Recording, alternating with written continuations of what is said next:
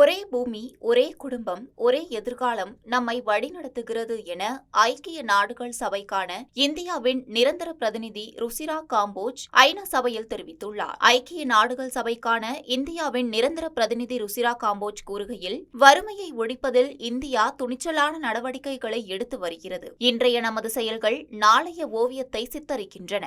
இது நம்பிக்கையின் பயணம், மாற்றத்திற்கான பயணம். நாங்கள் ஏற்கனவே வரலாற்றை உருவாக்கிவிட்டோம்.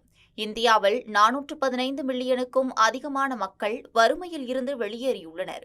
நாங்கள் இத்துடன் நிற்கவில்லை. நமது மந்திரம் வசுதைவ குடும்பகம், ஒரே பூமி, ஒரே குடும்பம், ஒரே எதிர்காலம் நம்மை வழிநடத்துகிறது. கடந்த ஆண்டு நடைபெற்ற G20 மாநாட்டில் நமது பாரம்பரிய பயிரான திணைகளை உலகிற்கு காட்சிப்படுத்தினோம். பிரதான் மந்திரி போஷன் சக்தி நிர்மாண் யோஜனா திட்டம் பசியில்லாத தேசமாக மாற்ற முயல்கிறது. இது 1 மில்லியன் பள்ளிகளில் 100 மில்லியனுக்கும் அதிகமான குழந்தைகளை வளர்க்கிறது. திணைகளை இணைத்து பசிக்கு எதிரான உலகளாவிய போராட்டத்தில் ஒரு முன்னேற்றத்தை குறிக்கிறது. இந்தியா அதன் பண்டைய ஞானத்தால் உந்தப்பட்டு உலகளாவிய நல்வாழ்வுக்கான அதன் அர்ப்பணிப்புக்கு சான்றாக நிற்பது அஷய பாத்ரா முயற்சி என்று நமது பிரதமர் மோடி கூறுகிறார். ஹார்வர்ட் பிசினஸ் ஸ்கூல் பலவற்றுடன் பசியை தீர்ப்பதற்கும் கல்வி இலக்குகளை அடைவதற்கும் அதன் புதுமையான அணுகுமுறைக்காக அங்கீகரிக்கப்பட்டது. அஷய பத்ரா திட்டம் 2025ஆம் ஆண்டுக்குள் 3 மில்லியன் குழந்தைகளுக்கு உணவளிப்பதை நோக்கமாக கொண்டுள்ளது. இது பசித்தவர்களுக்கு உணவளிப்பதை தாண்டியது. இது இளைஞர்களுக்கு கல்வி கற்பது மற்றும் பெண்களுக்கு அதிகாரம் அளிப்பதாகும். தரமான கல்வி மூலம் குழந்தைகளை பள்ளிக்கு செல்வதற்கு